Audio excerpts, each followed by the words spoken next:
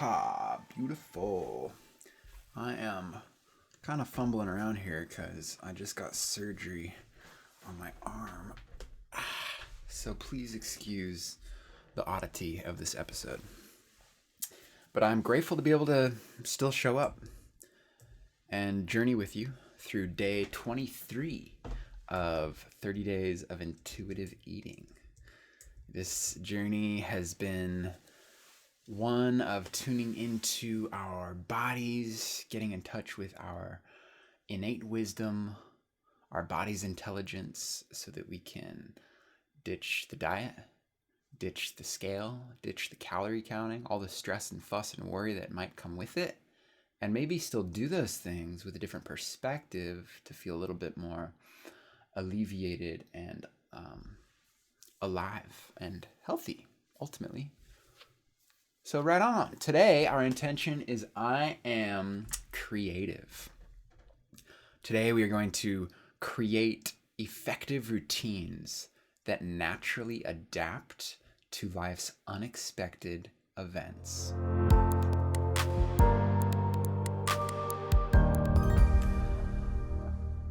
And now, diving right in with our host, Megan, as we explore this intention of creativity and how it applies to our intuitive eating.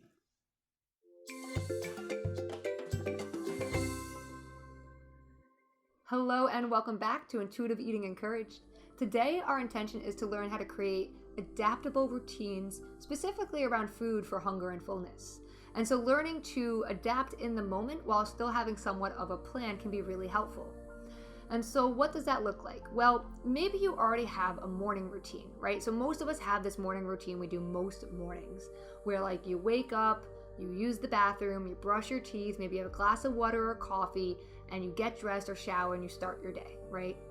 That's your morning routine, and it probably works for you to an extent. And if it doesn't, that's okay, and you can recreate it. And then we go about the day and we often don't have any more routines, and that's it. And then we wonder why like we struggle in the midday and we struggle at night.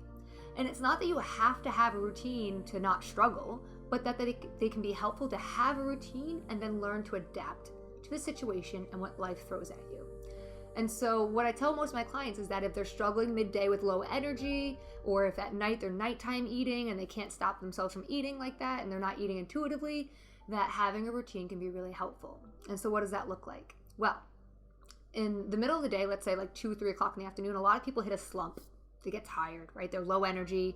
Maybe it's because they ate a really heavy lunch and that's sitting heavy in their stomach. Maybe it's because they didn't sleep well. Maybe they're stressed. Who knows? Lots of people, though, that I've worked with and talked to are, between 1 and 4 p.m. are just sluggish for some reason. And they want to go eat sugar. They don't want to really listen to their body and eat for hunger and fullness. They just want to eat to get energy. And so in these moments, a routine can be really helpful, right? Going out for a walk for energy, drinking some tea, and giving yourself a mini break. Because a lot of times in our society, it's go, go, go, go, go. Most people work through lunch or they eat while they're working at their desk, and you're not giving yourself a break. And that's what you need in those moments. So when you're exhausted, your body's like, I need a break. Give me a mental break. And so getting out for a walk, closing your eyes for 20 seconds to 2 minutes can be a difference in how your day goes for the rest of the day. A routine doesn't have to be this long, hour-long routine. It can be 1 minute. It could be 2 minutes. Maybe you write down a few things you're grateful for. Maybe you make sure you have a snack and you eat it at the same time every day to help you with energy. And so really tuning into what kind of a routine would help you and what you want to be experiencing in life. At night, same exact thing. Right now, if your routine at night is to come home exhausted, order takeout, sit on your couch and watch TV, and then fight sleep because you don't want to go to sleep yet because, you want to stay up for some reason, ask yourself if that routine feels good for you, or do you just feel like what else is there to do and you don't know what else to do? Because you have full control and power as to what you do at night or any time in the day for the most part, and so you can create the routine that works for you. For me, a routine is something like I have a cutoff time when I finish working, especially with COVID, I'm working from home, and so like when work and life is at the exact same place, you need to have that boundary where you stop working, get off the computer, unplug, and go into your real life of home, right? Enjoy the people you live with, have a nice dinner, and be in the present moment with the people you're around. And, for the longest time, my habit, my routine was eat dinner, have dessert. And there's nothing wrong with doing this. And We also probably don't need dessert every single night, it's just a habit. And so you can create a new routine or a new habit by having a new after dinner ritual. Maybe you go brush your teeth, maybe you go for a walk, maybe you guys do the dishes and put on music, right? And creating the routine that works for you, that actually has you feeling good and relaxed, is going to feel so much better than just like, ugh, I'm home from work, let's just veg out, right? By all means, I want you to veg out, relax, guilt-free, right?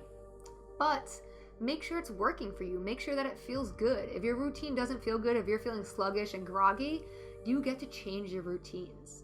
And that's all up to you. What do you want it to look like? What does your ideal day look like?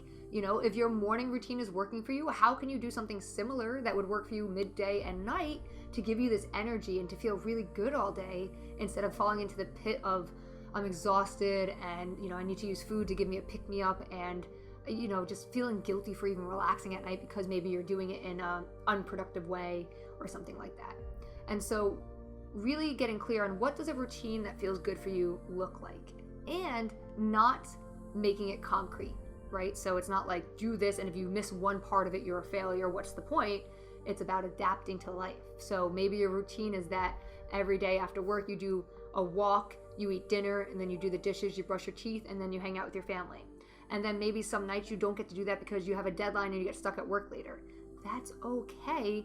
And when those deadlines aren't there, you can go back to your routine, right? We don't have to give up on routines. We don't have to say they're not working because life gets difficult. We just have to realize we need to adapt them a little bit. Maybe we don't have as much time, or we need to take one thing away, not forever, but just because we don't have the time to do all of our routine.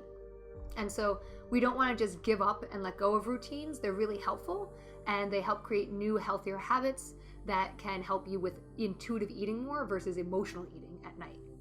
So if you find yourself kind of stuck, not knowing what to do with your day, feeling like you need a routine, this is the lesson to talk about that, right? So comment below if you feel like you don't know what to do for a routine, or comment below about what does your ideal day look like. If you could choose what your ideal day looks like, morning, afternoon, and evening, realistically, like you're still going to work and you still have your responsibilities, what does that look like to you? What would you be doing during the morning, afternoon, and evening to give you more energy? What would you be eating? How would you feel because you were doing these things? And see if you can start implementing them in your day-to-day life right now, and see how that might change how you feel around food, around energy, and around your loved ones at night or when you come home from work. Because I know for myself, you're stressed at work, you come home, you could bring that stress with you, and then it stresses everybody else out at the house. Maybe it causes a fight. And a lot of that can be stopped by having a different routine, right? I worked with one lady who, because of COVID, she didn't have her commute to work, which you'd think, she'd be like, yeah, I don't have to commute to work, but that was her downtime. Before getting home to her 4 kids, she can listen to a podcast or music and unwind before having to put on the cap of mom and then go do mom work for hours. And with COVID, she didn't get that. And so we just said, like, well, what would happen if you just got in your car for 15 minutes and drove around the block and listened to music? And now that's what she does. She literally gets in her car and drives around the block for 15 minutes and listens to music. And she feels so much better, and she can go into her home because that's her way to break up the day. And so it's all up to you. Get creative. What do you want your life to look at? What helps you relax? What helps you have a routine that feels good for you?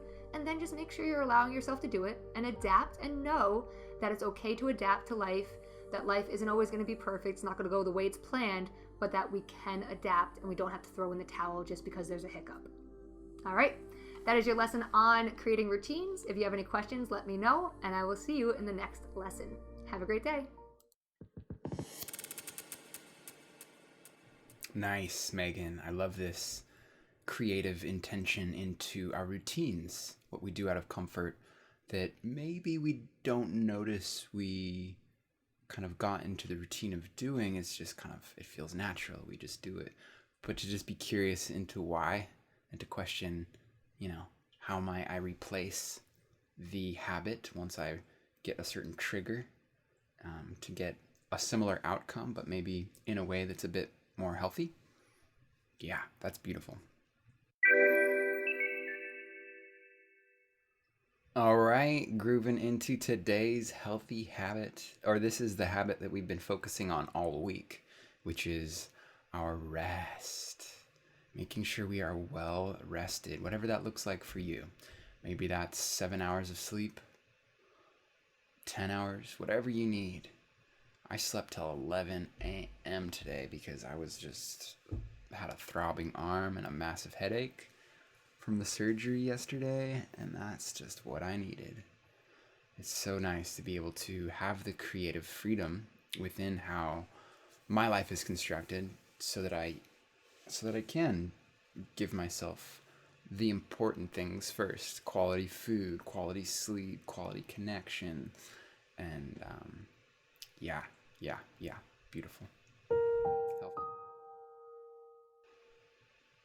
Today's quote is by Shunya, who said, "All routines are boring, be it a routine of a rich person or poor. All moments are interesting, be a moment of a rich person or poor. Live in the moment."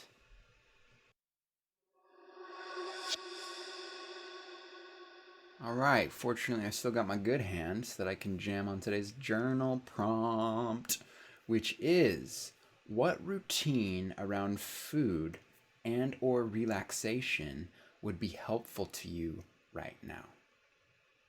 And can it be an adaptable routine? A little bonus.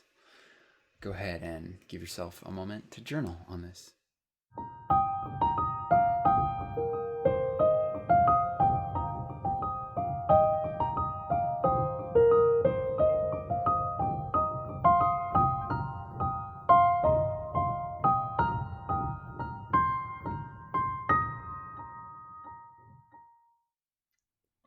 Okay, so for me, I would like to spend less screen time before bed. I've always enjoyed meditating upright in bed and would love to get that going again. My new favorite is brushing my teeth as soon as I feel like I've had enough to eat for the day. In general, I like to be more intentional with winding down the body, with stretching or dancing, and the mind with meditating or maybe just reading a couple hours before sleep. And then the deeper I sleep, the less I need and the wilder my dreams. So for me, one shift that I'm excited to make is to take just one sip of water, at least one sip of water, before eating a meal. Yeah. And that wraps up today's intentional session on being creative. I love how we focused on the habits and routines today, and how, with kind of like a lateral creative perspective, we can just make some slight shifts that can help us tune into our body, help us alleviate some unhealthy patterns, notice them, let them just know, notice them. That's where I am letting myself be okay. If I catch myself just mindlessly munching down some chocolate, when I notice, I'm like, I get all excited. Like, I noticed I'm doing it. Because that's most of it for me. I feel like once I notice and I listen, then, I am inhabiting this body, and so I naturally want what's healthy for it. And typically the unhealthy patterns are the ones that just don't really notice. And so for me, that's one of my takeaways. So right on. Thank you for joining me on this creative, intentional session. Tomorrow is day 24, and it is our rest day. And on our rest days, every Sunday, we hop on a community call where we chat with Megan and the rest of the fam, who are just, showing up with what they've been going through on their intuitive eating journey. And it's always a blast. Always lots of laughter, lots of insights, lots of good times. So maybe for tomorrow's podcast, I will pull some fun snippets out of that. And if you'd like to join, it's open to anyone who is interested. So there's a link in the description with more information. Once you join the course, you will see an events page, and from the events, you can RSVP to our weekly live calls and join us on Zoom. It's so fun. It's so fun. We usually kick it off with a little meditation, just kind of like ground us in, and then it's just like open floor. You can ask Megan specific questions, or maybe just chat about highlights or lowlights of certain aspects of your journey. Sending you peace, love, and creativity.